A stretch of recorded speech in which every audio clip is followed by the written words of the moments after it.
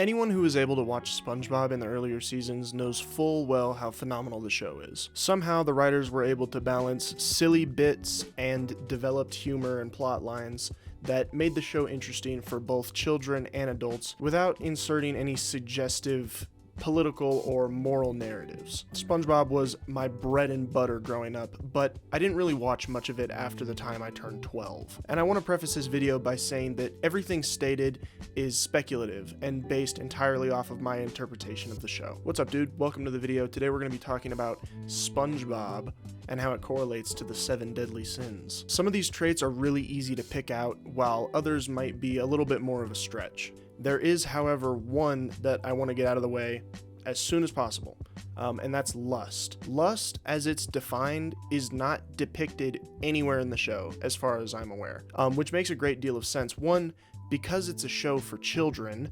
and two, because Steven Hillenburg, the creator of SpongeBob, stated very adamantly that the show was not to insert any type of suggestive material. That, however, did not stop me from looking for instances which even loosely matched the description, which just caused me to come up empty-handed at the end of the day. I did happen to wind up on a website called Shipping Wiki, which, if you don't know what a ship is, you should enjoy these last few moments before I tell you. A ship is when an internet-dependent cave dweller comes up with a fictional relationship between two characters that does not have to be based on facts and logic. It can really just be any idea anybody has, and they can go put it on that website, which gives us gems like Shandy, which is Sandy Cheeks, and Shadow the Hedgehog, or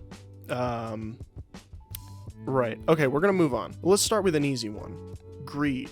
When I say the word greed, there should really only be one character that comes to mind. Outside of demonstrating the push and pull of caring for and also using SpongeBob for his own personal gain, Mr. Krabs' main and most defining trait is his insatiable hunger for wealth. For example, when he sold his most loyal and dedicated employee for, let me check my notes.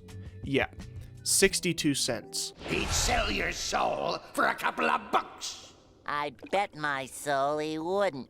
You got yourself a bet. Okay, Krabs, I'll let you stay, but first, help me settle a bet. If you had to choose between SpongeBob and all the money I have in my pocket, which would you take? That depends. How much money are we talking about? Mr. Krabs! 62 cents. I'll take the money. Mr. Krabs! Here you go, Krabs. 62 cents. He spends an unreasonable portion of his screen time being a character that you love to hate, but also hate the fact that you love them. Let that be a testament to the incredible job the writers did when they developed his personality. Sloth. Sloth is one of the 7 deadly sins in Catholic teachings. It is the most difficult sin to define and credit as sin, since it refers to an assortment of ideas dating from antiquity and including mental, spiritual, pathological, and conditional states. One definition is a habitual disinclination to exertion or laziness. Views concerning the virtue of work to support society and further God's plan suggest that through inactivity one invites sin, for Satan finds some mischief still for idle hands to do. Okay. So I'm not actually sure Patrick has hands, per se, and even if he did, it's really hard to say whether or not Satan is using them for mischief. It's entirely possible, but it seems unlikely. Either way, Patrick seems like the best candidate for the sin of sloth, being that he won an award for it and shortly thereafter decided to defend his title. For doing absolutely nothing longer than anyone else, Patrick! This trophy's for you! So, what are you gonna do now? I'm gonna go protect my title! There was also the instance where SpongeBob and Patrick decided to raise a clam, and while Patrick said he was going to work, he was actually watching TV under his rock. And then he would come home and watch more TV. Weirdly though, it seems to be a character trait of his that wasn't really continued throughout the show. At least not consistently.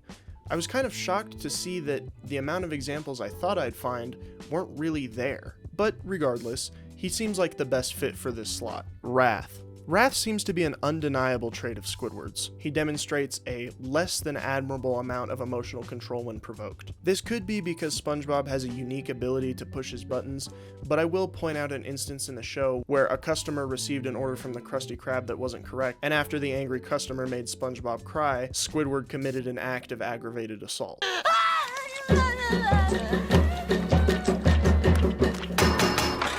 Another one?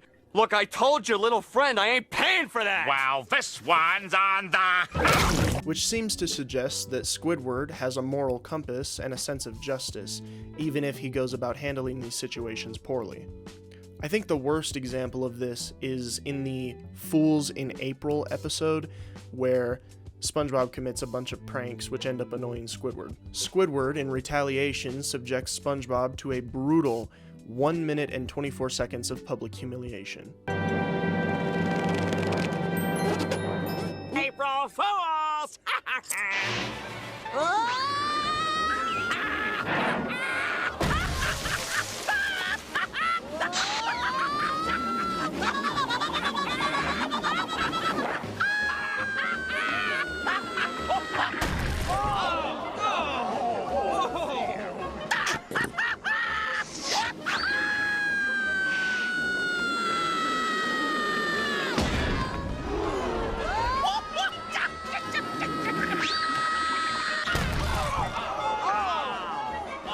I'll catch you, SpongeBob.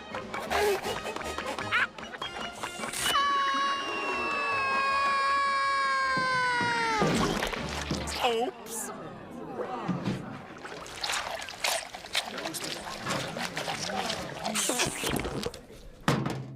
April Fools, you little sausage.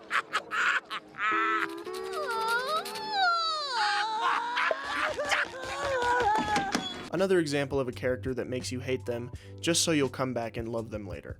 More props to the writers for his phenomenal design. When it comes to envy, I think there's really only one character in this show truly worthy of that title. Someone so jealous of another person's success that they're willing to do anything just to steal it. Plankton's plotline is honestly one of my favorites in the entire show, and it makes him probably the second easiest character to place on this list, right behind Mr. Krabs and his greed, of course. Plankton's nature is driven and psychotic. Anyone who's willing to subject the entire population of their city to mind control just so they'll eat at your restaurant as opposed to somebody else's earns the title of envy as far as I'm concerned. That's the plot from the movie from 2004, if you were wondering. Plankton frames Mr. Krabs so that he can steal the formula, and then he subjects the entire population to mind control so that he can imperialize Bikini Bottom. Pride seems like a Squilliam thing to me. He's kind of an obscure character, but I think he definitely earns his title. He's Squidward if Squidward succeeded in his ambitions, and he knows it. He uses it to emotionally torment and shame Squidward for living a normal life. Not too much to say about him though, because he was only included in less than 10 episodes. It's pretty clear that the producers used his character very strategically. Even still, when he does appear, it's pretty much to call Squidward a broke loser and then he leaves. Is that so? Let's hear what you've accomplished since high school, Squiddy. I'm, in food service. Hold it. Don't tell me. You're a cashier. Gluttony was kind of a tricky one to identify. My first instinct is to say Patrick, but I think Patrick fits better in the Sloth category than he does in the Gluttony category. There's a pretty common theory that Gary is the one that fits in the Gluttony category because there's scenes, I guess, where he eats a lot, and anytime he interacts, it's usually to get food. But that feels really boring and lazy to me. He's a pet. Anyone who's ever owned a pet knows how excited they get when it's time for food. This theory sucks, in my opinion, and it feels like a terrible cop-out, so I opted not to put Gary in this slot. Instead, I've chosen Bubble Bass. Another obscure character, but certainly gluttonous. Between his protruding stomach and his CVS receipt of a food order, Let me guess, Tiny. A small salad? I'll take a double triple bossy deluxe on a raft, 4x4 animal style, extra shingles with a shimmy and a squeeze, light axle grease, make it cry, burn it and let it swim. We serve food here, sir. he seems to fit comfortably in this slot without being too boring of a choice.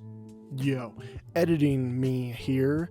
I wanted to give an honorable mention to the episode where Squidward tastes a Krabby Patty for the first time and turns into an Atlanta 10. That would have been a great choice if it was more consistent with Squidward's character, but I thought it was worth mentioning just because of how iconic the scene is and how gluttonous it is by nature. Okay, back to the rest of the video. But anyway, that's my list. I think this show is really, really good. And unfortunately, I think it fell off in later years. The writers had so much momentum in the beginning, and it just kind of seemed to fizzle out into, you know, another puffy kids cartoon, which is fine. It's for kids, and if kids like it, then there's not really anything I can say about it. But there was something so unique and authentic about SpongeBob back in the early 2000s. It seemed kind of raw. It seemed original.